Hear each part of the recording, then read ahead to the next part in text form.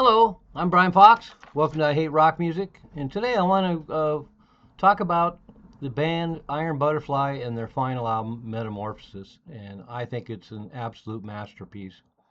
And so before I get into that, let me talk a little bit how this lineup of Iron Butterfly came about. So in 1969, Iron Butterfly felt pretty beat up. Led Zeppelin had come onto the scene.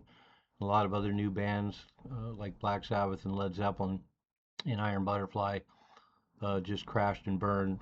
Basically, 1969, they released the album Ball, and they were still caught in the era of psychedelia, and things were progressing very fast.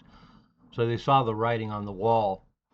And then the next step was Eric Braun, their guitar player, wanted to move the band in a much more hard rock direction, responding to the newly developing scene.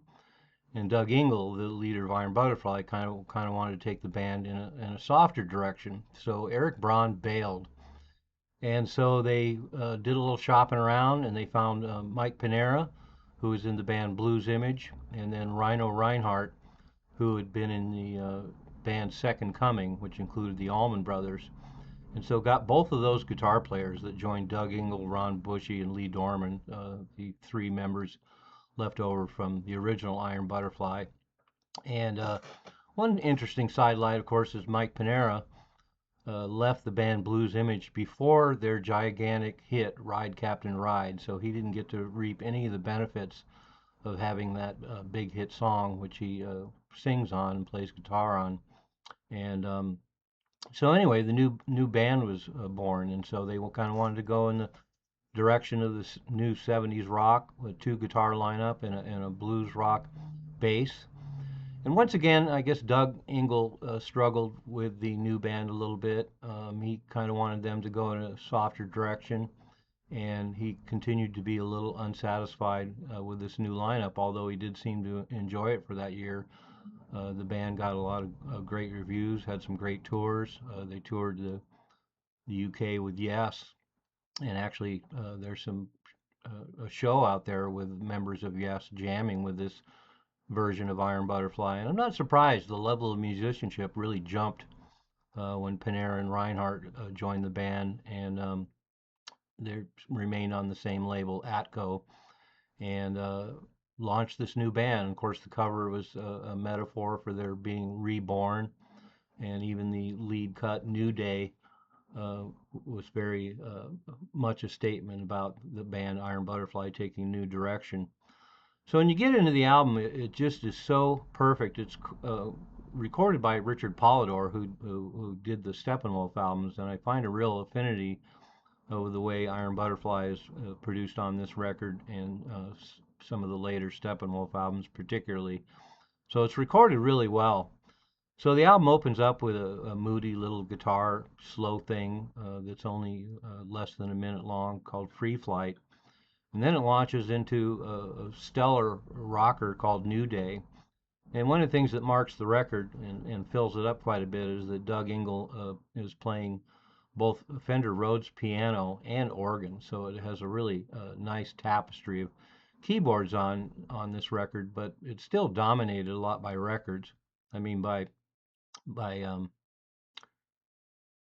by the guitars. And so it opens with Free Flight, then it goes into New Day, and all these songs have incredible arrangements. They're just fit together perfectly. All the breaks are really great. All the changes are really great. The solos are really excellent. The rhythm section is really killer. Ron Bushy and Lee Dorman really stepped up to the plate going in this new direction. So my hat's off to them. But Doug Ingle is the one that really steps up to the plate with his singing, and his keyboards are really understated and kind of lose that psychedelic quality. So they start with Free Flight, then go into New Day, and then a funky little number called Shady Lady. And Doug Ingle's vocals are really killer on it. It's got a nice, slow, funky groove to it, and definitely unlike anything Iron Butterfly had done before. And once again, Doug Ingle's singing is incredible. I'm really surprised that there was that much in him coming from the original Iron Butterfly. He had a sound that certainly suited them, but I had no idea until I heard this album what an amazing singer he can be. So then it goes into Best Years of Our Life with Doug Ingle and Mike Panera trading off vocals, and another killer song, great arrangement, firing on all pistons, and then a beautiful, uh, quieter song called Slower Than Guns. And Doug Ingle's vocals, once again, are just amazing. And it's mostly acoustic guitar, and then there's actually a little bit of sitar in there as well. And just a beautiful song, and they easily could have done more acoustic songs that if they were as good as this. It would have been a real treat. And then after that, a Stone Believer, which was released as a single, and once again, just a killer rocker. Rhino Reinhardt's and Mike Panera's guitars just blend so well together. I think that was a stroke of genius because you have Mike Panera's bluesy staccato kind of guitar playing, and then Rhino Reinhardt plays a lot of nice slide and has long sinewy lines and uses more effects. And so those two guitar players together are just magical. And then after that, Soldier in Our Town, which once again is just incredible. Doug Ingles singing on it is great. Great song, great arrangement. Everything about it is just peak.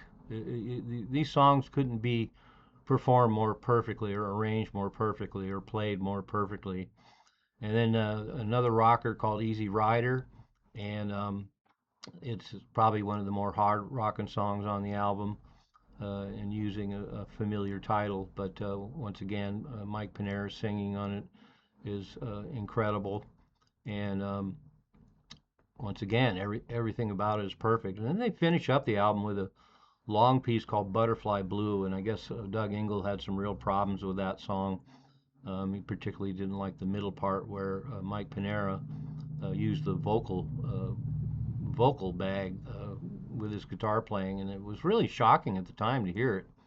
It wasn't popularized until about 4 or 5 years later by Peter Frampton using this talk box, and Mike Panera uses it extremely well. I really like that middle section with him basically a cappella doing his weird talk box guitar stuff. But it's another one that just starts out uh, soaring blues number with all kinds of morphing and mutations going through the song, basically blues based. But it goes through all these incredible extrapolations and an amazing arrangement, all looking at the entire piece as a whole. It just goes through so many interesting sections and really shows off both Mike Panera and Rhino Reinhardt's guitar work. And and then, as I mentioned, it gets into that middle section where it's just an isolated talk box with a lot of caveman kind of sounds, and then it goes back into the song itself.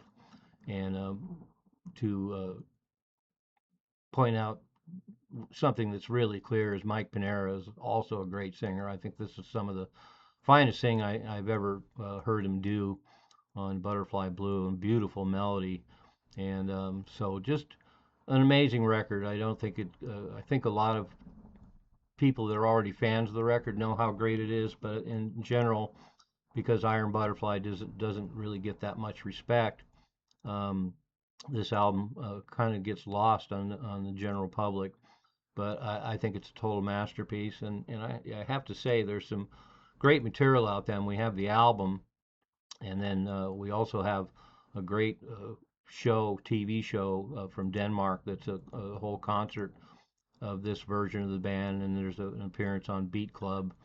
And so there's a plethora of really great material from this band. I'm really glad we have it. I was really fortunate to actually see the band. I saw them in Virginia Beach.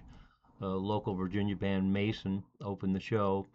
And there's probably about 5,000 people there, and that was about 1970.